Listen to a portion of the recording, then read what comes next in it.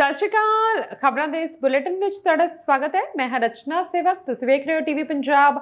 ਨਜ਼ਰ ਪਾਉਂਦੇ ਹਾਂ ਹੁਣ ਤੱਕ ਦੀਆਂ ਖਬਰਾਂ ਤੇ। ਭਾਰਤ ਤੇ ਕੈਨੇਡਾ ਦੇ ਵਿਗੜੇ ਸਬੰਧਾਂ ਦਾ ਸਟੂਡੈਂਟਸ ਤੇ ਅਸਰ। ਸਥਾਈ ਨਿਵਾਸ ਲਈ ਬਿਨੇਕਾਰਾਂ ਦੀ ਗਿਣਤੀ 62% ਘਟੀ। ਕੈਨੇਡਾ 'ਚ ਮੈਕਸੀਕਨਾਂ ਤੇ ਦੁਬਾਰਾ ਲਾਗੂ ਹੋਣਗੀਆਂ ਵੀਜ਼ਾ ਸ਼ਰਤਾਂ। ਗੈਰ ਕਾਨੂੰਨੀ ਤੌਰ ਤੇ ਆਉਣ ਵਾਲੇ ਲੋਕਾਂ ਦੀ ਘਟੇਗੀ ਗਿਣਤੀ। ਕਸੂਤੇ ਫਸੇ ਅਰਾਈਵ ਕਹਿਣ ਨਾਲ ਜੁੜੇ ਵਿਹਲੇ ਕੰਟਰੈਕਟਰਸ ਤੋਂ ਫੰਡ ਵਾਪਸ ਲੈਣ ਲਈ ਹਾਊਸ ਵਿੱਚ ਮਤਾ ਪਾਸ। ਅਤੇ ਕੈਨੇਡਾ 'ਚ ਪਾਕਿਸਤਾਨ ਦੀ ਇੱਕ ਹੋਰ 에ਅਰ ਹੋਸਟੈਸ ਲਾਪਤਾ। ਨਾਗਰਿਕਤਾ ਲੈਣ ਲਈ 에ਅਰ ਹੋਸਟੈਸ ਨੇ ਮਾਰੀ ਉਡਾਰੀ। ਤੇ ਹੁਣ ਖਬਰਾਂ ਵਿਸਥਾਰ ਨਾਲ।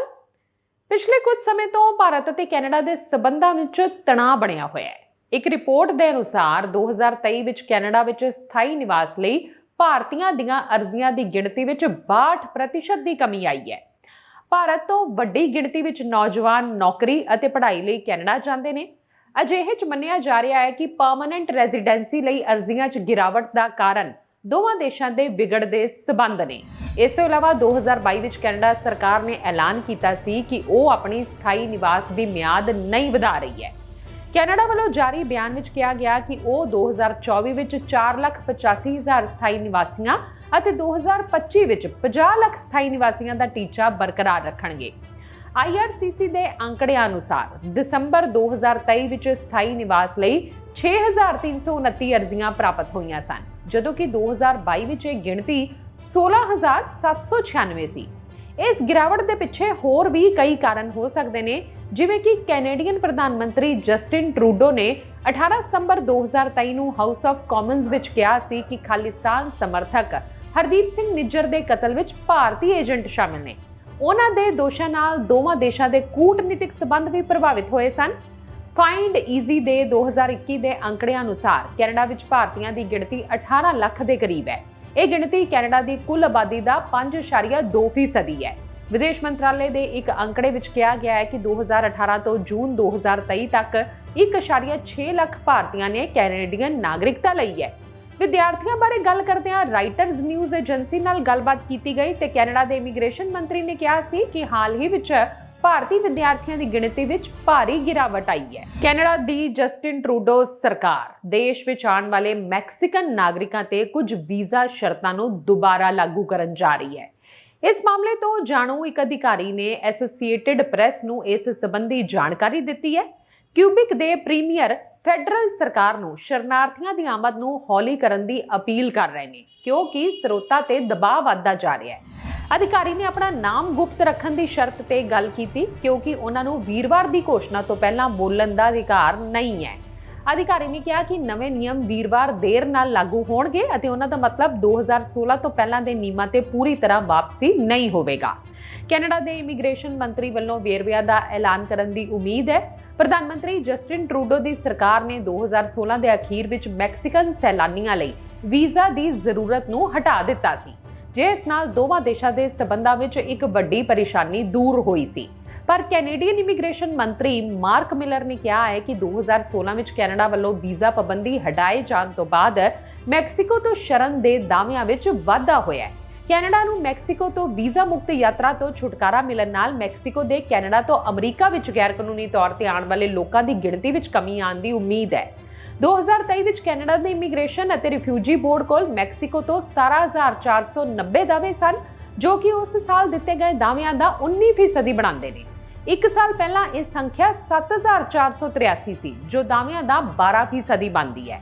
ਪਹਿਲਾਂ ਮੌਂਟਰੀਅਲ ਵਿੱਚ ਸ਼ਰਨਾਰਥੀ ਸੇਵਾ ਪ੍ਰਦਾਤਾਵਾਂ ਨੇ ਕਿਹਾ ਹੈ ਕਿ ਮੈਕਸੀਕੋ ਦੇ ਪਰਿਵਾਰ ਹਿੰਸਾ, ਅਸੁਰੱਖਿਆ ਅਤੇ ਮੈਕਸੀਕੋ ਵਿੱਚ ਨੌਕਰੀਆਂ ਦੀ ਘਾਟ ਤੋਂ ਭੱਜ ਰਹੇ ਨੇ। ਕੈਨੇਡਾ ਸਿਰਫ ਉਹਨਾਂ ਲੋਕਾਂ ਨੂੰ ਹੀ ਸ਼ਰਨ ਦਿੰਦਾ ਹੈ ਜਿਨ੍ਹਾਂ ਦਾ ਮੰਨਣਾ ਹੈ ਕਿ ਉਹ ਆਪਣੇ ਦੇਸ਼ ਦੇ ਕਿਸੇ ਵੀ ਹਿੱਸੇ ਵਿੱਚ ਸੁਰੱਖਿਅਤ ਢੰਗ ਨਾਲ ਨਹੀਂ ਰਹਿ ਸਕਦੇ, ਕਿਉਂਕਿ ਅਧਿਕਾਰੀ ਇਹ ਸ਼ਰਤਾਂ ਪ੍ਰਦਾਨ ਕਰਨ ਵਿੱਚ ਅਸਮਰਥ ਨੇ। ਸਾਰੀਆਂ ਵਿਰੋਧੀ ਪਾਰਟੀਆਂ ਨੇ ਇਕਜੁੱਟ ਹੋ ਕੇ ਇੱਕ ਮਤਾ ਪਾਸ ਕੀਤਾ ਹੈ, ਜਿਸ ਵਿੱਚ ਪ੍ਰਧਾਨ ਮੰਤਰੀ ਜਸਟਿਨ ਟਰੂਡੋ ਤੋਂ ਇਹ ਮੰਗ ਕੀਤੀ ਗਈ ਹੈ ਕਿ ਉਹ 100 ਦਿਨਾਂ ਦੇ ਅੰਦਰ ਉਹਨਾਂ ਅਰਾਈਵ ਕੈਨ ਕੰਟਰੈਕਟਰਸ ਤੇ ਸਬ ਕੰਟਰੈਕਟਰਸ ਤੋਂ ਫੰਡ ਵਾਪਸ ਲੈਣ ਜਿਨ੍ਹਾਂ ਨੇ ਕੋਈ ਕੰਮ ਹੀ ਨਹੀਂ ਕੀਤਾ। ਮੁੱਖ ਵਿਰੋਧੀ ਧਿਰ ਦੇ ਆਗੂ ਪੀਰੇ ਪੋਲੀਵਰ ਵੱਲੋਂ ਲਿਆਂਦਾ ਇਹ ਮਤਾ 149 ਦੇ ਮੁਕਾਬਲੇ 170 ਵੋਟਾਂ ਨਾਲ ਪਾਸ ਹੋ ਗਿਆ ਹੈ। ਸਿਰਫ ਲਿਬਰਲਾਂ ਵੱਲੋਂ ਇਸ ਮਤੇ ਖਿਲਾਫ ਵੋਟ ਪਾਈ ਗਈ। ਇਸ ਮਤੇ ਵਿੱਚ ਇਹ ਮੰਗ ਵੀ ਕੀਤੀ ਗਈ ਕਿ ਫੈਡਰਲ ਸਰਕਾਰ 18 ਮਾਰਚ ਤੱਕ ਅਰਾਈਵ ਕੈਨ ਨਾਲ ਸੰਬੰਧਿਤ ਸਿੱਧੀ ਜਾਂ ਇਸ ਨਾਲ ਜੁੜੀ ਹੋਈ ਕਿਸੇ ਵੀ ਤਰ੍ਹਾਂ ਦੀ ਲਾਗਤ ਵਾਲੀ ਰਿਪੋਰਟ ਪੇਸ਼ ਕਰੇ। ਅਸਲ ਵਿੱਚ ਵਿਰੋਧੀ ਪਾਰਟੀਆਂ ਇਹ ਵੇਖਣਾ ਚਾਹੁੰਦੀਆਂ ਨੇ ਕਿ ਇਸ ਐਪ ਉੱਤੇ ਕੰਮ ਕਰਨ ਵਾਲੇ ਪਬਲਿਕ ਸਰਵੈਂਟਸ ਨੂੰ ਕਿਸੇ ਕਿਸਮ ਦੇ ਬੋਨਸ ਤਾਂ ਨਹੀਂ ਦਿੱਤੇ ਗਏ, ਇਸ ਉੱਤੇ ਕੋਈ ਕਾਨੂੰਨੀ ਜਾਂ ਖੋਜ ਸੰਬੰਧੀ ਕੋਈ ਹੋਰ ਲਾਗਤ ਤਾਂ ਨਹੀਂ ਆਈ, ਜਾਂ ਫਿਰ ਪਬਲਿਕ ਰਿਲੇਸ਼ਨਸ ਸੰਬੰਧੀ ਕੋਈ ਖਰਚੇ ਤਾਂ ਨਹੀਂ ਹੋਏ। ਪਾਕਿਸਤਾਨ ਦੀ ਸਰਕਾਰੀ airline company Pakistan international airlines ਦੀ ਇੱਕ ਹੋਰ 에ਅਰ ਹੋਸਟੈਸ ਕੈਨੇਡਾ ਵਿੱਚ ਲਾਪਤਾ ਹੋ ਗਈ ਹੈ। 에ਅਰ ਹੋਸਟੈਸ ਦਾ ਨਾਮ ਮਰੀਮ ਰਜ਼ਾ ਹੈ। ਡੌਨ ਨਿਊਜ਼ ਨੇ PIA ਦੇ ਸੂਤਰਾਂ ਦੇ ਹਵਾਲੇ ਤੋਂ ਕਿਹਾ ਕਿ ਮਰੀਮ ਸੋਮਵਾਰ ਨੂੰ ਆਪਣੇ ਹੋਟਲ ਤੋਂ ਗਾਇਬ ਹੋਈ। ਮਰੀਮ ਦੇ ਕਮਰੇ ਵਿੱਚ ਉਸ ਦੀ ਵਰਦੀ ਮਿਲੀ ਜਿਸ ਤੇ ਲਿਖਿਆ ਸੀ thank you Pakistan international airlines. PIA ਦੇ ਸੂਤਰਾਂ ਮੁਤਾਬਕ ਪਹਿਲਾਂ ਵੀ ਕਈ ਕਰੂ ਮੈਂਬਰ, ਪਾਇਲਟ ਜਾਂ ਫਿਰ 에ਅਰ ਹੋਸਟੈਸ ਇਸੇ ਅੰਦਾਜ਼ ਵਿੱਚ ਗਾਇਬ ਹੋ ਚੁੱਕੇ ਨੇ। ਮੰਨਿਆ ਜਾ ਰਿਹਾ ਹੈ ਕਿ ਮਰੀਮ ਨੇ ਵੀ ਬਾਕੀ ਲੋਕਾਂ ਦੀ ਤਰ੍ਹਾਂ ਕੈਨੇਡਾ ਦੀ ਨਾਗਰਿਕਤਾ ਲੈਣ ਲਈ ਇਹ ਰਸਤਾ ਅਪਣਾਇਆ ਹੈ। PIA ਦੀ ਫਲਾਈਟ PK 782 ਸੋਮਵਾਰ ਨੂੰ ਕੈਨੇਡਾ ਦੇ ਵੈਂਕੂਵਰ ਪਹੁੰਚੀ। 에ਅਰ ਹੋਸਟੈਸ ਮਰੀਮ ਰਜ਼ਾ ਵੀ ਮੌਜੂਦ ਸੀ। ਵਾਪਸੀ ਲਈ ਉਹ ਹਵਾਈ ਅੱਡੇ ਤੇ ਨਹੀਂ ਪਹੁੰਚੀ। ਇਹ ਫਲਾਈਟ ਸੋਮਵਾਰ ਨੂੰ ਕੈਨੇਡਾ ਦੇ ਵੈਂਕੂਵਰ ਪਹੁੰਚੀ। ਰਸਮੀ ਕਾਰਵਾਈਆਂ ਤੋਂ ਬਾਅਦ ਸਟਾਫ ਆਪਣੇ ਨਿਰਧਾਰਤ ਹੋਟਲ ਲਈ ਰਵਾਨਾ ਹੋ ਗਿਆ। ਇਸ ਸਟਾਫ 'ਚ 에ਅਰ ਹੋਸਟੈਸ ਮਰੀਮ ਰਜ਼ਾ ਵੀ ਸ਼ਾਮਲ ਸੀ। ਮਰੀਮ ਨੇ ਸ਼ਾਮ ਨੂੰ ਵਾਪਸੀ ਫਲਾਈਟ PK 784 ਰਾਹੀਂ ਕਰਾਚੀ ਪਰਤਣਾ ਸੀ। ਕਾਫੀ ਦੇਰ ਇੰਤਜ਼ਾਰ ਕਰਨ ਤੋਂ ਬਾਅਦ ਵੀ ਜਦੋਂ ਮਰੀਮ 에ਅਰਪੋਰਟ ਨਹੀਂ ਪਹੁੰਚੀ ਤਾਂ ਕੁਝ ਲੋਕਾਂ ਨੂੰ ਹੋਟਲ ਭੇਜਿਆ ਗਿਆ। ਹੋਟਲ ਸਟਾਫ ਨੇ ਮਰੀਮ ਦੇ ਕਮਰੇ ਦਾ ਦਰਵਾਜ਼ਾ ਖੋਲ੍ਹਿਆ ਪਰ ਉਹ ਉੱਥੇ ਨਹੀਂ ਮਿਲੀ। ਉਸ ਦੀ ਵਰਦੀ ਯਕੀਨੀ ਤੌਰ ਤੇ ਹੈਂਗਰ ਤੇ ਲਟਕ ਰਹੀ ਸੀ। ਇਸ ਦੇ ਫਰੰਟ ਤੇ ਲਿਖਿਆ ਸੀ ਧੰਨਵਾਦ PIA। ਮਰੀਮ ਨੇ 15 ਸਾਲ ਪਹਿਲਾਂ PIA ਜੁਆਇਨ ਕੀਤੀ ਸੀ। ਕੁਝ ਮਹੀਨੇ ਪਹਿਲਾਂ ਉਸ ਨੂੰ ਇਸਲਾਮਾਬਾਦ ਤੋਂ ਟੋਰਾਂਟੋ ਲਈ ਫਲਾਈਟ ਅਲਾਟ ਹੋਈ ਸੀ। PIA ਦੇ ਸੂਤਰਾਂ ਦਾ ਕਹਿਣਾ ਹੈ ਕਿ ਮਰੀਮ ਦਾ ਟਰੈਕ ਰਿਕਾਰਡ ਕਾਫੀ ਚੰਗਾ ਰਿਹਾ ਹੈ, ਇਸ ਲਈ ਉਸ ਦੇ ਇਸ ਕਦਮ ਤੋਂ ਹਰ ਕੋਈ ਹੈਰਾਨ ਹੈ। ਮਰੀਮ ਦੀ ਗੁੰਮਸ਼ੁਦਗੀ ਜਨਵਰੀ 2024 ਵਿੱਚ PIA ਦੀ ਫਲਾਈਟ ਅਟੈਂਡੈਂਟ ਫੈਜ਼ਾ ਮੁਖਤਾਰ ਦੇ ਕੈਨੇਡਾ ਵਿੱਚ ਲਾਪਤਾ ਹੋਣ ਦੇ 1 ਮਹੀਨੇ ਬਾਅਦ ਹੋਈ ਹੈ। PIA ਦੇ ਬੁਲਾਰੇ ਅਬਦੁੱਲਾ ਹਫੀਜ਼ ਖਾਨ ਨੇ ਕਿਹਾ ਕਿ ਫੈਜ਼ਾ ਮੁਖਤਾਰ, ਜੋ ਕੈਨੇਡਾ ਵਿੱਚ ਉਤਰਨ ਤੋਂ 1 ਦਿਨ ਬਾਅਦ ਵਾਪਸ ਕਰਾਚੀ ਲਈ ਉਡਾਨ ਭਰਨ ਵਾਲੀ ਸੀ, ਫਲਾਈਟ ਵਿੱਚ ਸਵਾਰ ਨਹੀਂ ਹੋਈ ਅਤੇ ਲਾਪਤਾ ਹੋ ਗਈ ਸੀ। PIA ਦੇ ਕਰੂ ਮੈਂਬਰ 2018 ਤੋਂ ਕੈਨੇਡਾ ਵਿੱਚ ਸ਼ਰਨ ਮੰਗ ਰਹੇ ਨੇ। ਚਾਲਕ ਦਲ ਦੇ ਮੈਂਬਰਾਂ ਮਰੀਮ ਅਤੇ ਫੈਜ਼ਾ ਦਾ ਲਾਪਤਾ ਹੋਣਾ PIA ਲਈ ਇੱਕ ਚਿੰਤਾਜਨਕ ਰੁਝਾਨ ਹੈ, ਜੋ ਖੁਦ ਵਿੱਤੀ ਅਤੇ ਭਰੋਸੇਯੋਗਤਾ ਦੇ ਨੁਕਸਾਨ ਨਾਲ ਜੂਝ ਰਹੀ ਹੈ। ਮਰੀਮ ਦੇ ਲਾਪਤਾ ਹੋਣ ਦਾ 2024 ਵਿੱਚ ਅਜਿਹਾ ਦੂਜਾ ਮਾਮਲਾ ਹੈ। ਪਾਰਲੀਮੈਂਟਰੀ ਬਜਟ ਅਫਸਰ ਵੱਲੋਂ ਜਾਰੀ ਰਿਪੋਰਟ ਅਨੁਸਾਰ ਲਿਬਰਲ ਸਰਕਾਰ ਦੀ ਰੱਖਿਆ ਯੋਜਨਾ ਦੀ ਲਾਗਤ 50 ਬਿਲੀਅਨ ਤੋਂ ਵੱਧ ਗਈ ਹੈ। ਖਰੀਦ ਪ੍ਰੋਜੈਕਟਾਂ ਵਿੱਚ ਹੁੰਦੀ ਦੇਰੀ ਅਤੇ north American aerospace defence command ਦੇ ਆਧੁਨਿਕੀਕਰਨ ਦੇ ਚਲਦਿਆਂ ਕੁੱਲ ਲਾਗਤ ਵਿੱਚ ਉਕਤ ਵਾਧਾ ਦਰਜ ਕੀਤਾ ਗਿਆ ਹੈ। ਨਵਾਂ ਮੁਲਾਂਕਣ ਦਰਸਾਉਂਦਾ ਹੈ ਕਿ 20 ਸਾਲਾਂ ਦੀ ਮਿਆਦ ਵਿੱਚ ਯੋਜਨਾ ਦੇ ਤਹਿਤ ਨਵੇਂ ਉਪਕਰਨ ਖਰੀਦਣ ਦੀ ਅਨੁਮਾਨਿਤ ਲਾਗਤ $214.8 ਬਿਲੀਅਨ ਹੋ ਗਈ ਹੈ, ਜੋ ਕਿ PBO ਦੇ $164 ਬਿਲੀਅਨ ਦੇ ਪਿਛਲੇ ਮੁਲਾਂਕਣ ਤੋਂ ਵੱਧ ਹੈ। ਜਦੋਂ ਫੈਡਰਲ ਸਰਕਾਰ ਨੇ ਸ਼ੁਰੂ ਵਿੱਚ ਆਪਣੀ ਯੋਜਨਾ ਬਣਾਈ ਸੀ ਤਾਂ ਇਸ ਵਿੱਚ ਨੌਰਾਡ ਦੇ ਆਧੁਨਿਕੀਕਰਨ ਦੀ ਅਨੁਮਾਨਿਤ ਲਾਗਤ ਸ਼ਾਮਲ ਨਹੀਂ ਸੀ। 2023 ਵਿੱਚ ਤਤਕਾਲੀ ਰੱਖਿਆ ਮੰਤਰੀ ਅਨੀਤਾ ਆਨੰਦ ਨੇ ਐਲਾਨ ਕੀਤਾ ਸੀ ਕਿ ਕੈਨੇਡਾ ਅਮਰੀਕਾ ਦੇ ਐਰੋਸਪੇਸ ਅਤੇ ਸਮੁੰਦਰੀ ਰੱਖਿਆ ਵਿੱਚ ਸੁਧਾਰ ਕਰਨ ਵਿੱਚ $38 ਬਿਲੀਅਨ ਤੋਂ ਵੱਧ ਦਾ ਨਿਵੇਸ਼ ਕਰੇਗਾ। ਇਹ ਅੰਕੜੇ ਹੁਣ PBO ਦੇ ਅੰਦਾਜ਼ੇ ਵਿੱਚ ਜੋੜ ਦਿੱਤੇ ਗਏ ਨੇ ਅਤੇ ਨਾਲ ਹੀ ਨਵੇਂ ਲੜਾਕੂ ਜਹਾਜ਼ਾਂ, ਫ੍ਰੀਗੇਟਸ ਅਤੇ ਡਰੋਨ ਖਰੀਦਣ ਵਿੱਚ ਦੇਰੀ ਕਰਕੇ ਇਹਨਾਂ ਉਪਕਰਨਾਂ ਦੀ ਵੱਧਦੀ ਲਾਗਤ ਦੇ ਕਾਰਨ ਨਵੇਂ ਮੁਲਾਂਕਣ ਵਿੱਚ $12 ਬਿਲੀਅਨ ਹੋਰ ਜੋੜ ਲਏ ਗਏ ਨੇ। 2022 ਵਿੱਚ ਆਪਣੇ ਪਿਛਲੇ ਵਿਸ਼ਲੇਸ਼ਣ ਵਿੱਚ ਬਜਟ ਅਧਿਕਾਰੀ ਨੇ ਅਨੁਮਾਨ ਲਗਾਇਆ ਸੀ ਕਿ ਉਪਕਰਨਾਂ ਦੀ ਖਰੀਦ ਦਾ ਸੰਤੁਲਨ ਪਾਲਿਸੀ ਦੇ 20 ਸਾਲ ਦੇ ਜੀਵਨ ਕਾਲ ਵਿੱਚ ਬਰਾਬਰ ਰੱਖਿਆ ਗਿਆ ਸੀ। ਹੁਣ PBO ਦਾ ਕਹਿਣਾ ਹੈ ਕਿ $62 ਬਿਲੀਅਨ ਖਰਚੇ ਪਾਲਿਸੀ ਦੀ ਮਿਆਦ ਦੇ ਆਖਰੀ 10 ਸਾਲਾਂ ਵਿੱਚ ਆਣਗੇ। ਰਿਪੋਰਟ ਵਿੱਚ ਜ਼ਿਕਰ ਹੈ ਕਿ 2017 ਤੋਂ ਸਰਕਾਰ ਨੇ ਉਪਕਰਨਾਂ ਦੀ ਖਰੀਦ ਲਈ ਰੱਖੇ ਗਏ ਲਗਭਗ $12 ਬਿਲੀਅਨ ਖਰਚ ਨਹੀਂ ਕੀਤੇ। ਉਹ ਪ੍ਰੋਜੈਕਟ ਜੋ ਹੁਣ ਭਵਿੱਖ ਵੱਲ ਟਲ ਗਏ ਨੇ। ਰਿਪੋਰਟ ਵਿੱਚ ਕਿਹਾ ਗਿਆ ਹੈ ਕਿ ਪੂੰਜੀ ਖਰਚ ਵਿੱਚ ਮਹੱਤਵਪੂਰਨ ਤੇਜ਼ੀ ਵਧੇ ਹੋਏ ਖਰੀਦ ਗਤੀਵਿਧੀ ਦਾ ਪ੍ਰਬੰਧਨ ਕਰਨ ਦੀ ਸਰਕਾਰ ਦੀ ਯੋਗਤਾ ਤੇ ਸਵਾਲ ਖੜੇ ਕਰਦੀ ਹੈ। ਇਸ ਬਾਰੇ ਵੀ ਚਿੰਤਾਵਾਂ ਪੈਦਾ ਕਰਦੀ ਹੈ ਕਿ ਕੀ ਕੈਨੇਡੀਅਨ ਰੱਖਿਆ ਉਦਯੋਗ ਮੰਗ ਨੂੰ ਪੂਰਾ ਕਰਨ ਲਈ ਉਤਪਾਦ ਨੂੰ ਵਧਾ ਸਕਦਾ ਹੈ। ਇੱਕ ਨਵਾਂ ਸਰਵੇਖਣ ਦਰਸਾਉਂਦਾ ਹੈ ਕਿ ਆਪਣੇ ਬੱਚਿਆਂ ਦਾ ਟੀਕਾਕਰਨ ਕਰਵਾਉਣ ਦੇ ਖਿਲਾਫ ਹੋਣ ਵਾਲੇ ਮਾਪਿਆਂ ਦੀ ਗਿਣਤੀ ਵਿੱਚ ਵਾਧਾ ਹੋਇਆ ਹੈ। ਜਾਰੀ ਹੋਏ ਐਂਗਜ਼ ਰੀਡ ਇੰਸਟੀਚਿਊਟ ਦੇ ਸਰਵੇਖਣ ਵਿੱਚ 17% ਮਾਪਿਆਂ ਨੇ ਕਿਹਾ ਹੈ ਕਿ ਉਹ ਆਪਣੇ ਨਾਬਾਲਗ ਬੱਚਿਆਂ ਨੂੰ ਵੈਕਸੀਨ ਦਿੱਤੇ ਜਾਣ ਦੇ ਸੱਚਮੁੱਚ ਖਿਲਾਫ ਨੇ। 2019 ਵਿੱਚ ਅਜਿਹੇ ਮਾਪਿਆਂ ਦੀ ਪ੍ਰਤੀਸ਼ਤਤਾ 4% ਸੀ। 67% ਮਾਪਿਆਂ ਨੇ ਕਿਹਾ ਕਿ ਉਹ ਬਿਨਾਂ ਕਿਸੇ ਝਿਜਕ ਦੇ ਆਪਣੇ ਬੱਚਿਆਂ ਦਾ ਟੀਕਾਕਰਨ ਕਰਵਾਉਣਗੇ। ਹਾਲਾਂਕਿ ਪਿਛਲੇ 5 ਸਾਲਾਂ ਦੇ ਮੁਕਾਬਲੇ ਇਹ ਪ੍ਰਤੀਸ਼ਤ ਘਟੀ ਹੈ। 16% ਮਾਪਿਆਂ ਨੇ ਕਿਹਾ ਕਿ ਉਹ ਇਸ ਬਾਰੇ ਯਕੀਨ ਨਾਲ ਨਹੀਂ ਕਹਿ ਸਕਦੇ। ਮਾਪਿਆਂ ਦੀ ਇੱਕ ਵਧੀ ਹੋਈ ਗਿਣਤੀ ਨੇ ਇਹ ਵੀ ਕਿਹਾ ਕਿ ਉਹ ਸਕੂਲ ਵਿੱਚ ਲਾਜ਼ਮੀ ਟੀਕਾਕਰਨ ਦਾ ਵਿਰੋਧ ਕਰਦੇ ਨੇ, ਜੋ ਕਿ ਓਨਟਾਰੀਓ ਅਤੇ ਨਿਊ ਬ੍ਰੰਜ਼ਵਿਕ ਵਿੱਚ ਸਰਕਾਰੀ ਪਾਲਿਸੀ ਹੈ। ਸਕੂਲ ਵਿੱਚ ਲਾਜ਼ਮੀ ਟੀਕਾਕਰਨ ਦਾ ਵਿਰੋਧ 2019 ਤੋਂ 2024 ਦਰਮਿਆਨ 24% ਤੋਂ ਵੱਧ ਕੇ 38% ਹੋ ਗਿਆ ਹੈ। ਮੌਂਟਰੀਅਲ ਦੇ ਸੈਂਟ ਜਸਟਿਨ ਹਸਪਤਾਲ ਵਿੱਚ ਬੱਚਿਆਂ ਦੀ ਡਾਕਟਰ ਕੈਰੋਲੀਨ ਕੁਆਚਥਾਨਾਹ ਨੇ ਕਿਹਾ, ਸੰਭਾਵੀ ਤੌਰ ਤੇ ਕੋਵਿਡ ਮਹਾਮਾਰੀ ਨੇ ਵੈਕਸੀਨੇਸ਼ਨ ਨੂੰ ਲੈ ਕੇ ਕੈਨੇਡੀਅਨਸ ਦੇ ਮਨਾਂ ਵਿੱਚ ਸ਼ੰਕੇ ਪੈਦਾ ਕੀਤੇ ਨੇ। ਉਹਨਾਂ ਕਿਹਾ ਕਿ ਅਜਿਹੇ ਪ੍ਰੋਗਰਾਮ ਜਿੱਥੇ ਮਾਪੇ ਇੱਕ ਸਿਹਤ ਪ੍ਰਦਾਤਾ ਨਾਲ ਮਿਲ ਸਕਦੇ ਨੇ ਅਤੇ ਸਵਾਲ ਪੁੱਛ ਸਕਦੇ ਨੇ, ਮਾਪਿਆਂ ਦੀ ਚਿੰਤਾ ਨੂੰ ਦੂਰ ਕਰਨ ਵਿੱਚ ਮਦਦ ਕਰ ਸਕਦੇ ਨੇ। ਮਹਾਮਾਰੀ ਦੌਰਾਨ ਬਚਪਨ ਦੇ ਰੂਟੀਨ ਟੀਕਾਕਰਨ ਘਟਣ ਤੋਂ ਬਾਅਦ ਦੇਸ਼ ਭਰ ਦੇ ਪਬਲਿਕ ਹੈਲਥ ਅਧਿਕਾਰੀ ਕੈਨੇਡੀਅਨ ਬੱਚਿਆਂ ਦਾ ਸਮੇਂ ਅਨੁਕੂਲ ਟੀਕਾਕਰਨ ਕਰਵਾਉਣ ਤੇ ਕੰਮ ਕਰ ਰਹੇ ਨੇ। ਖਸਰਾ ਦੇ ਮਾਮਲੇ ਹਾਲ ਹੀ ਵਿੱਚ ਯੂਰਪ ਦੇ ਨਾਲ-ਨਾਲ ਅਮਰੀਕਾ ਦੇ ਕੁਝ ਹਿੱਸਿਆਂ ਵਿੱਚ ਵੀ ਵਧੇ ਨੇ। ਮਾਹਰਾਂ ਨੇ ਚਿੰਤਾ ਜ਼ਾਹਿਰ ਕੀਤੀ ਹੈ ਕਿ ਕੈਨੇਡਾ ਵਿੱਚ ਵੀ ਜਲਦੀ ਹੀ ਖਸਰੇ ਦੇ ਮਾਮਲੇ ਵੱਧ ਸਕਦੇ ਨੇ। ਕੈਨੇਡਾ ਨੇ 1998 ਵਿੱਚ ਵਿਆਪਕ ਟੀਕਾਕਰਨ ਪ੍ਰੋਗਰਾਮਾਂ ਰਾਹੀਂ ਖਸਰੇ ਨੂੰ ਖਤਮ ਕਰ ਦਿੱਤਾ ਸੀ। ਕੈਨੇਡਾ ਵਿੱਚ ਬੱਚਿਆਂ ਨੂੰ ਖਸਰਾ, ਮੰਪਸ ਅਤੇ ਰੂਬੈਲਾ ਦੀ ਸੰਯੁਕਤ ਖੁਰਾਕ ਦੇ 2 ਮੁੱਢਲੇ ਟੀਕੇ ਲਗਾਏ ਜਾਂਦੇ ਨੇ। ਖਸਰਾ ਦੇ ਸਾਲਾਨਾ ਕੇਸਾਂ ਦੀ ਗਿਣਤੀ ਬਹੁਤ ਘੱਟ ਹੈ। 2023 ਵਿੱਚ ਦੇਸ਼ ਭਰ ਵਿੱਚ ਸਿਰਫ 1 ਦਰਜਨ ਮਾਮਲਿਆਂ ਦੀ ਪੁਸ਼ਟੀ ਕੀਤੀ ਗਈ ਸੀ ਅਤੇ ਜ਼ਿਆਦਾਤਰ ਕੇਸ ਕਿਸੇ ਹੋਰ ਦੇਸ਼ ਵਿੱਚ ਸੰਕਰਮਿਤ ਹੋਣ ਵਾਲੇ ਵਿਅਕਤੀ ਨਾਲ ਸ਼ੁਰੂ ਹੁੰਦੇ ਨੇ। ਪਰ ਮਾਹਰ ਕਹਿੰਦੇ ਨੇ ਕਿ ਖਸਰਾ ਦੇ ਪ੍ਰਕੋਪ ਦਾ ਜੋਖਮ ਅਜੇ ਵੀ ਹੈ। ਕੈਨੇਡਾ ਕਈ ਹੋਰ ਦੇਸ਼ਾਂ ਵਾਂਗ ਖਸਰਾ ਨੂੰ ਰੋਕਣ ਲਈ ਲੋੜੀਂਦੇ 95% ਟੀਕਾਕਰਨ ਕਵਰੇਜ ਨੂੰ ਪੂਰਾ ਨਹੀਂ ਕਰ ਸਕਿਆ। ਖਸਰਾ ਹਵਾ ਨਾਲ ਫੈਲਣ ਵਾਲੀ ਅਤੇ ਬਹੁਤ ਜ਼ਿਆਦਾ ਛੂਤ ਵਾਲੀ ਬਿਮਾਰੀ ਹੈ ਅਤੇ ਇਸ ਦੇ ਗੰਭੀਰ ਨਤੀਜੇ ਹੋ ਸਕਦੇ ਨੇ, ਜਿਸ ਵਿੱਚ ਅੰਨਾਪਨ, ਬੋਲਾਪਣ ਅਤੇ ਮੌਤ ਵੀ ਸ਼ਾਮਿਲ ਹੈ। ਐਂਗਜ਼ ਰੀਡ ਦਾ ਸਰਵੇਖਣ 1626 ਕੈਨੇਡੀਅਨ ਬਾਲਗਾਂ ਵਿਚਕਾਰ 16 ਫਰਵਰੀ ਤੋਂ 19 ਫਰਵਰੀ ਦਰਮਿਆਨ ਆਨਲਾਈਨ ਕੀਤਾ ਗਿਆ ਸੀ। ਸਰਵੇਖਣ ਨੇ ਪਾਇਆ ਕਿ ਵੈਕਸੀਨ ਦੀ ਧਾਰਨਾ ਕੈਨੇਡੀਅਨਸ ਵਿੱਚ ਵਿਆਪਕ ਤੌਰ ਤੇ ਵੱਖਰੀ ਹੈ, ਜਿੱਥੇ 29% ਇਹਨਾਂ ਨੂੰ ਬਹੁਤ ਪ੍ਰਭਾਵਸ਼ਾਲੀ ਮੰਨਦੇ ਨੇ, ਜਦਕਿ ਦੂਜੇ ਪਾਸੇ 14% ਵਿਸ਼ਵਾਸ ਕਰਦੇ ਨੇ ਕਿ ਟੀਕਾਕਰਨ ਨੁਕਸਾਨਦੇਹ ਅਤੇ ਬੇਲੋੜਾ ਹੈ। ਡਾਕਟਰੀ ਮਾਹਿਰਾਂ ਦਾ ਕਹਿਣਾ ਹੈ ਕਿ ਗੰਭੀਰ ਬਿਮਾਰੀਆਂ ਤੋਂ ਬਚਣ ਲਈ ਟੀਕਾਕਰਨ ਸਭ ਤੋਂ ਵਧੀਆ ਤਰੀਕਾ ਹੈ। ਕੈਨੇਡਾ ਸਰਕਾਰ ਨੇ ਅਗਲੇ ਹਫ਼ਤੇ ਦੇ ਅੰਦਰ ਗਾਜ਼ਾ ਨੂੰ ਹਵਾਈ ਸਹਾਇਤਾ ਪਹੁੰਚਾਉਣ ਦਾ ਫੈਸਲਾ ਕੀਤਾ ਹੈ। ਮੀਡੀਆ ਅਦਾਰਿਆਂ ਨੇ ਕੈਨੇਡੀਅਨ ਅਧਿਕਾਰੀਆਂ ਦੇ ਹਵਾਲੇ ਨਾਲ ਇਹ ਜਾਣਕਾਰੀ ਦਿੱਤੀ ਹੈ। ਕੇਟ ਮੈਕਕੇਨਾ ਨੇ ਕਿਹਾ, ਪਤਾ ਲੱਗਿਆ ਹੈ ਕਿ ਸਰਕਾਰ ਨੇ ਗਾਜ਼ਾ ਨੂੰ ਹਵਾਈ ਸਹਾਇਤਾ ਪ੍ਰਦਾਨ ਕਰਨ ਦਾ ਫੈਸਲਾ ਕੀਤਾ ਹੈ।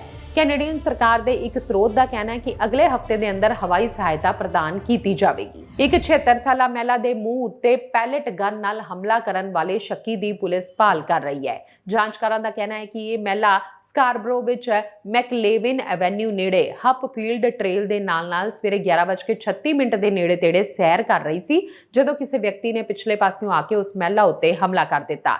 ਸ਼ੱਕੀ ਪਹਿਲਾਂ ਮਹਿਲਾ ਕੋਲੋਂ ਲੰਘਿਆ ਤੇ ਫਿਰ ਉਸ ਨੇ ਕਥਿਤ ਤੌਰ ਉੱਤੇ ਪੈਲਟ ਗਨ ਨਾਲ ਮਹਿਲਾ ਦੇ ਮੂੰਹ ਉੱਤੇ ਕਈ ਸ਼ਾਟ ਮਾਰੇ ਤੇ ਫਿਰ ਉੱਥੋਂ ਪੈਦਲ ਹੀ ਫਰਾਰ ਹੋ ਗਿਆ। ਮਹਿਲਾ ਦੇ ਮੂੰਹ ਤੇ ਹੱਥਾਂ ਉੱਤੇ ਕਈ ਜ਼ਖਮ ਹੋ ਗਏ। ਪੁਲਿਸ ਨੇ ਦੱਸਿਆ ਕਿ ਸ਼ੱਕੀ ਨੂੰ ਆਖਰੀ ਵਾਰੀ ਗੋਡਿਆਂ ਤੋਂ ਨੀਵੀਂ ਗ੍ਰੇ ਰੰਗ ਦੀ ਜੈਕਟ, ਕਾਲੀ ਪੈਂਟ, ਕਾਲੇ ਰੰਗ ਦੇ ਹੋਰ ਕੱਪੜਿਆਂ ਵਿੱਚ ਵੇਖਿਆ ਗਿਆ ਸੀ। ਉਸ ਨੇ ਆਪਣਾ ਮੂੰਹ ਤੇ ਸਿਰ ਵੀ ਢੱਕਿਆ ਹੋਇਆ ਸੀ। ਵੱਖ-ਵੱਖ ਸੰਸਥਾਵਾਂ ਦੇ ਅਹੁਦੇਦਾਰਾਂ ਤੇ ਕਾਰਕੁਨਾਂ ਵੱਲੋਂ Mahatma Gandhi senior secondary school ਵਿੱਚ ਕਰਵਾਏ ਗਏ ਸਮਾਗਮ ਦੌਰਾਨ ਪਿੰਡ ਜੰਡਾਲੀ ਕਲਾਂ ਦੀ ਧੀ ਅਤੇ ਬਰੈਂਪਟਨ ਕੈਨੇਡਾ ਦੀ ਸੰਸਦ ਮੈਂਬਰ ਰੂਬੀ ਸਹੋਤਾ ਨੂੰ ਉਸ ਦੀ ਗੈਰ ਹਾਜ਼ਰੀ ਵਿੱਚ ਸਨਮਾਨਿਤ ਕੀਤਾ ਗਿਆ। ਓਨਟਾਰੀਓ ਸਿੱਖ ਗੁਰਦੁਆਰਾ ਕੌਂਸਲ ਦੇ ਸਾਬਕਾ ਪ੍ਰਧਾਨ ਹਰਬੰਸ ਸਿੰਘ ਜੰਡਾਲੀ ਅਤੇ ਉਹਨਾਂ ਦੀ ਪਤਨੀ ਸੁਰਿੰਦਰ ਕੌਰ ਨੇ ਆਪਣੀ ਧੀ, ਜੋ ਹਾਲ ਹੀ ਵਿੱਚ ਬਰੈਂਪਟਨ ਵਿੱਚ ਹਾਊਸ ਆਫ ਕਾਮਨਸ ਵਿੱਚ ਚੀਫ ਗਵਰਨਮੈਂਟ ਵਿਪ ਨਿਯੁਕਤ ਕੀਤੀ ਗਈ ਹੈ, ਨੂੰ ਭੇਟ ਕੀਤੇ ਜਾਣ ਵਾਲੇ ਸਨਮਾਨ ਪੱਤਰ ਅਤੇ ਯਾਦਗਾਰੀ ਚਿੰਨ੍ਹ ਪ੍ਰਾਪਤ ਕੀਤੇ। ਸਮਾਗਮ ਦੇ ਕਨਵੀਨਰ ਸਾਬਕਾ ਪ੍ਰਧਾਨ ਨਗਰ ਕੌਂਸਲ ਰਵਿੰਦਰ ਪੁਰੀ ਨੇ ਦੱਸਿਆ ਕਿ ਰੂਬੀ ਸਹੋਤਾ ਅਤੇ ਜੰਡਾਲੀ ਪਰਿਵਾਰ ਵੱਲੋਂ ਬਰੈਂਪਟਨ ਅਤੇ ਕੈਨੇਡਾ ਦੇ ਹੋਰਨਾਂ ਹਿੱਸਿਆਂ ਵਿੱਚ ਰਹਿ ਰਹੇ ਪੰਜਾਬੀਆਂ ਦੀ ਸੇਵਾ ਵਿੱਚ ਪਾਏ ਯੋਗਦਾਨ ਨੂੰ ਦੇਖਦਿਆਂ ਕਰੀਬ 2 ਦਰਜਨ ਸੰਸਥਾਵਾਂ ਦੇ ਅਹੁਦੇਦਾਰਾਂ ਅਤੇ ਕਾਰਕੁਨਾਂ ਨੇ ਰੂਬੀ ਸਹੋਤਾ ਨੂੰ ਸਨਮਾਨਿਤ ਕੀਤਾ ਹੈ। ਕੈਨੇਡੀਅਨ ਰਾਮਗੜੀਆ ਸੁਸਾਇਟੀ ਵੱਲੋਂ ਪੰਜਾਬੀ ਦੇ ਨਾਮਵਰ ਸਾਹਿਤਕਾਰ ਗਿਆਨੀ ਗੁਰਦਿੱਤ ਸਿੰਘ ਦਾ 101ਵਾਂ ਜਨਮ ਦਿਨ ਮਨਾਇਆ ਗਿਆ। ਗੁਰਦੁਆਰਾ ਸਾਹਿਬ ਬਰੁਕਸਾਈਡ ਸਰੀ ਵਿੱਚ ਇੱਕ ਸਮਾਗਮ ਦੌਰਾਨ ਗਿਆਨੀ ਜੀ ਨੂੰ ਯਾਦ ਕਰਦਿਆਂ ਮੁੱਖ ਬੁਲਾਰੇ ਤੇ ਨਾਮਵਰ ਸਿੱਖ ਚਿੰਤਕ ਜੈਤੇਗ ਸਿੰਘ ਅਨੰਤ ਨੇ ਕਿਹਾ ਕਿ ਗਿਆਨੀ ਜੀ ਬਹੁਪੱਖੀ ਪ੍ਰਤਿਭਾ ਦੇ ਮਾਲਕ ਸਨ, ਜਿਨ੍ਹਾਂ ਨੇ ਸਾਹਿਤ, ਧਰਮ, ਖੋਜ, ਵਿਰਾਸਤ, ਲੋਕ ਸੱਭਿਆਚਾਰ, ਪੰਜਾਬ, ਪੰਜਾਬੀ ਤੇ ਪੰਜਾਬੀਅਤ ਲਈ ਲਾ ਮਿਸਾਲ ਕਾਰਜ ਕੀਤੇ। ਉਹਨਾਂ ਦੀਆਂ ਲਿਖਤਾਂ ਨੂੰ ਯੂਨੈਸਕੋ ਵੱਲੋਂ 2 ਵਾਰ ਵੱਕਾਰੀ ਅਵਾਰਡ ਪ੍ਰਦਾਨ ਕੀਤੇ ਗਏ। ਉਹ ਪੰਜਾਬ ਦੇ ਸ਼੍ਰੋਮਣੀ ਸਾਹਿਤਕਾਰਾਂ ਵਿੱਚੋਂ ਇੱਕ ਸਨ। ਸ਼੍ਰੋਮਣੀ ਗੁਰਦੁਆਰਾ ਪ੍ਰਬੰਧਕ ਕਮੇਟੀ ਨੇ ਉਹਨਾਂ ਨੂੰ ਗੁਰਮਤ ਆਚਾਰਿਆ ਅਵਾਰਡ ਨਾਲ ਨਵਾਜ਼ਿਆ। ਦੇਸ਼ ਵਿਦੇਸ਼ 'ਚ ਉਹਨਾਂ ਨੂੰ ਬੇਹੱਦ ਮਾਣ ਸਨਮਾਨ ਮਿਲਿਆ। ਉਹ ਪਟਿਆਲੇ ਤੋਂ ਨਿਕਲਦੇ ਰੋਜ਼ਾਨਾ ਅਖਬਾਰ ਪ੍ਰਕਾਸ਼ ਦੇ ਮੋਢੀ ਸੰਪਾਦਕ, ਸਿੰਘ ਸਭਾ ਦੇ ਨਿਰਮਾਤਾ, ਖੋਜੀ ਵਿਦਵਾਨ, ਵਕਤਾ ਅਤੇ ਪੰਜਾਬੀ ਯੂਨੀਵਰਸਿਟੀ ਦੇ ਨਿਰਮਾਤਾਵਾਂ ਵਿੱਚੋਂ ਇੱਕ ਸਨ। ਉਹਨਾਂ ਮੇਰਾ ਪਿੰਡ, ਜਨਮ ਸਾਖੀ, ਮੁੰਦਾਵਣੀ ਤੇ ਹੋਰ ਅਨੇਕਾਂ ਪੁਸਤਕਾਂ ਨਾਲ ਪੰਜਾਬੀ ਸਾਹਿਤ ਵਿੱਚ ਵਡਮੁੱਲਾ ਯੋਗਦਾਨ ਪਾਇਆ। ਅਮਰੀਕੀ ਰਾਸ਼ਟਰਪਤੀ ਜੋ ਬਾਈਡਨ ਨੇ H-1B ਵੀਜ਼ਾ ਪ੍ਰਕਿਰਿਆ, ਗ੍ਰੀਨ ਕਾਰਡ ਬੈਕਲੌਗ ਅਤੇ ਇਮੀਗ੍ਰੇਸ਼ਨ ਪ੍ਰਣਾਲੀ ਨਾਲ ਜੁੜੇ ਹੋਰ ਮੁੱਦਿਆਂ ਨੂੰ ਸੁਧਾਰਨ ਲਈ ਹਰ ਸੰਭਵ ਕੋਸ਼ਿਸ਼ ਸ਼ੁਰੂ ਕਰ ਦਿੱਤੀ ਹੈ। ਵਾਈਟ ਹਾਊਸ ਨੇ ਬੁੱਧਵਾਰ ਨੂੰ ਇਹ ਜਾਣਕਾਰੀ ਦਿੱਤੀ ਹੈ। ਵਾਈਟ ਹਾਊਸ ਦੀ ਪ੍ਰੈਸ ਸਕੱਤਰ ਕੈਰੀਨ ਜੀਨ ਪੀਅਰੇ ਨੇ ਰੋਜ਼ਾਨਾ ਪ੍ਰੈਸ ਕਾਨਫਰੰਸ ਨੂੰ ਸੰਬੋਧਨ ਕੀਤਾ। ਇਸ ਦੌਰਾਨ ਉਹਨਾਂ ਕਿਹਾ ਕਿ ਅਸੀਂ H1B visa green card backlog ਪ੍ਰਕਿਰਿਆ ਨੂੰ ਸੁਧਾਰਨ ਲਈ ਕਦਮ ਚੁੱਕੇ ਨੇ। ਦਰਅਸਲ ਉਹਨਾਂ ਨੂੰ ਭਾਰਤੀ ਅਮਰੀਕੀ ਲੋਕਾਂ ਦੇ ਇੱਕ ਹਿੱਸੇ ਵਿੱਚ ਫੈਲੀ ਇਸ ਭਾਵਨਾ ਬਾਰੇ ਪੁੱਛਿਆ ਗਿਆ ਸੀ ਕਿ ਰਾਸ਼ਟਰਪਤੀ ਬਾਈਡਨ ਕਾਨੂੰਨੀ ਪ੍ਰਵਾਸੀਆਂ ਦੀਆਂ ਸਮੱਸਿਆਵਾਂ ਨੂੰ ਹੱਲ ਕਰਨ ਲਈ ਉਹਨੇ ਯਤਨ ਨਹੀਂ ਕਰ ਰਹੇ ਨੇ ਜਿੰਨਾ ਉਹ ਗੈਰ ਕਾਨੂੰਨੀ ਪ੍ਰਵਾਸੀਆਂ ਲਈ ਕਰ ਰਹੇ ਨੇ। H1B ਵੀਜ਼ਾ ਇੱਕ ਗੈਰ ਪ੍ਰਵਾਸੀ ਵੀਜ਼ਾ ਹੈ। ਇਹ ਆਮ ਤੌਰ ਤੇ ਉਹਨਾਂ ਲੋਕਾਂ ਨੂੰ ਦਿੱਤਾ ਜਾਂਦਾ ਹੈ ਜੋ ਅਮਰੀਕਾ ਵਿੱਚ ਕੰਮ ਕਰਨ ਜਾਂਦੇ ਨੇ। ਦੂਜੇ ਸ਼ਬਦਾਂ ਵਿੱਚ H1B ਵੀਜ਼ਾ ਅਜਿਹੇ ਹੁਨਰਮੰਦ ਕਰਮਚਾਰੀਆਂ ਨੂੰ ਨਿਯੁਕਤ ਕਰਨ ਲਈ ਦਿੱਤਾ ਜਾਂਦਾ ਹੈ ਜਿਨ੍ਹਾਂ ਦੇ ਕੰਮ ਦੀ ਅਮਰੀਕੀ ਕੰਪਨੀ ਨੂੰ ਲੋੜ ਹੁੰਦੀ ਹੈ। ਇਸ ਤੋਂ ਬਾਅਦ ਗ੍ਰੀਨ ਕਾਰਡ ਦਿੱਤਾ ਜਾਂਦਾ ਹੈ। ਇਸ ਵੀਜ਼ੇ ਦੀ ਵੈਧਤਾ 6 ਸਾਲ ਹੈ। ਭਾਰਤੀ IT ਪੇਸ਼ੇਵਰਾਂ ਨੂੰ ਇਹ ਵੀਜ਼ਾ ਸਭ ਤੋਂ ਵੱਧ ਮਿਲਦਾ ਹੈ। ਪੀਅਰੇ ਨੇ ਅੱਗੇ ਕਿਹਾ ਕਿ ਉਦਾਹਰਨ ਵਜੋਂ US department of homeland security ਨੇ ਪਿਛਲੇ ਮਹੀਨੇ ਹੀ H1B ਵੀਜ਼ਾ ਨਾਲ ਸੰਬੰਧਿਤ ਨਵੇਂ ਨਿਯਮ ਪ੍ਰਕਾਸ਼ਿਤ ਕੀਤੇ ਸਨ। ਇਹ ਤਬਦੀਲੀਆਂ ਇਮੀਗ੍ਰੇਸ਼ਨ ਪ੍ਰਣਾਲੀ ਦੀ ਅਖੰਡਤਾ ਨੂੰ ਮਜ਼ਬੂਤ ਕਰਨ ਅਤੇ ਧੋਖਾਧੜੀ ਦੀ ਸੰਭਾਵਨਾ ਨੂੰ ਘਟਾਉਣ ਲਈ ਕੀਤੀਆਂ ਗਈਆਂ ਨੇ। ਇਹ ਤਬਦੀਲੀਆਂ ਨਿਰਪੱਖ ਅਤੇ ਵਧੇਰੇ ਬਰਾਬਰੀ ਵਾਲੇ ਨਤੀਜਿਆਂ ਨੂੰ ਉਤਸ਼ਾਹਿਤ ਕਰ ਰਹੀਆਂ ਨੇ। ਅਧਿਕਾਰੀ ਇਮੀਗ੍ਰੇਸ਼ਨ ਪ੍ਰਣਾਲੀ ਵਿੱਚ ਸੁਧਾਰ ਲਈ ਆਪਣਾ ਕੰਮ ਜਾਰੀ ਰੱਖਣਗੇ। ਇਹ ਯਕੀਨੀ ਤੌਰ ਤੇ ਸਾਡੀ ਤਰਜੀਹ ਰਹੀ ਹੈ। ਉਹਨਾਂ ਕਿਹਾ ਕਿ ਪ੍ਰਸ਼ਾਸਨ ਇਸ ਨੂੰ ਗੰਭੀਰਤਾ ਨਾਲ ਲੈਂਦਾ ਹੈ ਅਤੇ ਵੀਜ਼ਾ ਪ੍ਰਕਿਰਿਆ ਨੂੰ ਬਿਹਤਰ ਬਣਾਉਣ ਲਈ ਹਰ ਸੰਭਵ ਕੋਸ਼ਿਸ਼ ਕਰਦਾ ਰਹੇਗਾ। US citizenship and immigration services ਨੇ MyUSCIS ਸੰਗਠਨਾਤਮਕ ਖਾਤਿਆਂ ਦੀ ਸ਼ੁਰੂਆਤ ਦੀ ਘੋਸ਼ਣਾ ਕੀਤੀ ਹੈ ਜੋ ਇੱਕ ਸੰਸਥਾ ਦੇ ਅੰਦਰ ਕਈ ਲੋਕਾਂ ਦੇ ਨਾਲ-ਨਾਲ ਉਹਨਾਂ ਦੇ ਕਾਨੂੰਨੀ ਪ੍ਰਤੀਨਿਧਾਂ ਨੂੰ H1B ਰਜਿਸਟ੍ਰੇਸ਼ਨਾਂ, H1B ਪਟੀਸ਼ਨਾਂ ਅਤੇ ਕੋਈ ਵੀ ਸੰਬੰਧਿਤ ਫਾਰਮ I-907 ਪ੍ਰੀਮੀਅਮ ਦਾਇਰ ਕਰਨ ਦੀ ਇਜਾਜ਼ਤ ਦਿੰਦੇ ਨੇ। ਪ੍ਰੋਸੈਸਿੰਗ ਸੇਵਾ ਲਈ ਬੇਨਤੀ ਨੂੰ ਸਹਿਯੋਗ ਦੇਣ ਅਤੇ ਤਿਆਰ ਕਰਨ ਦੀ ਇਜਾਜ਼ਤ ਦੇਵੇਗੀ। USCIS ਨੇ ਕਿਹਾ ਕਿ ਮਾਰਚ 2024 ਤੋਂ ਸ਼ੁਰੂ ਹੋਣ ਵਾਲੀ H1B ਇਲੈਕਟ੍ਰੋਨਿਕ ਰਜਿਸਟ੍ਰੇਸ਼ਨ ਪ੍ਰਕਿਰਿਆ ਵਿੱਚ ਹਿੱਸਾ ਲੈਣ ਲਈ ਇੱਕ ਨਵੇਂ ਸੰਗਠਨਾਤਮਕ ਖਾਤੇ ਦੀ ਲੋੜ ਹੈ। ਇਸ ਵਿੱਚ ਕਿਹਾ ਗਿਆ ਕਿ ਅਸੀਂ ਕਾਨੂੰਨੀ ਪ੍ਰਤੀਨਿਧੀਆਂ ਲਈ ਪੈਦਾ ਹੋਣ ਵਾਲੇ ਕਿਸੇ ਵੀ ਤਕਨੀਕੀ ਮੁੱਦੇ ਨੂੰ ਹੱਲ ਕਰਨ ਲਈ ਤੇਜ਼ੀ ਨਾਲ ਕੰਮ ਕਰ ਰਹੇ ਹਾਂ ਜਿਨ੍ਹਾਂ ਦੇ ਖਾਤੇ 14 ਫਰਵਰੀ 2024 ਨੂੰ ਜਾਂ ਇਸ ਤੋਂ ਬਾਅਦ ਆਪਣੇ ਆਨਲਾਈਨ ਖਾਤੇ ਵਿੱਚ ਲੌਗਇਨ ਕਰਨ ਵੇਲੇ ਮਾਈਗ੍ਰੇਟ ਕੀਤੇ ਗਏ ਸਨ। ਜਿਸ ਵਿੱਚ H1B ਫਾਈਲਿੰਗ ਤੋਂ ਇਲਾਵਾ ਹੋਰ ਮਾਮਲਿਆਂ ਤੇ ਪ੍ਰਭਾਵ ਵੀ ਸ਼ਾਮਿਲ ਹੈ। FY 2025 H1B ਕੈਪ ਲਈ ਸ਼ੁਰੂਆਤੀ ਰਜਿਸਟ੍ਰੇਸ਼ਨ ਦੀ ਮਿਆਦ 6 ਮਾਰਚ ਨੂੰ ਦੁਪਹਿਰ ਵੇਲੇ ਖੁੱਲੇਗੀ ਤੇ 22 ਮਾਰਚ ਤੱਕ ਦੁਪਹਿਰ ਤੱਕ ਚੱਲੇਗੀ। ਫੈਡਰਲ ਏਜੰਸੀ ਨੇ ਕਿਹਾ ਕਿ ਮਾਰਚ ਵਿੱਚ ਅਸੀਂ ਗੈਰ ਕੈਪ H1B ਪਟੀਸ਼ਨਾਂ ਲਈ ਫਾਰਮ I-129 ਅਤੇ ਸੰਬੰਧਿਤ ਫਾਰਮ I-907 ਨੂੰ ਆਨਲਾਈਨ ਫਾਈਲ ਕਰਨਾ ਸ਼ੁਰੂ ਕਰਾਂਗੇ।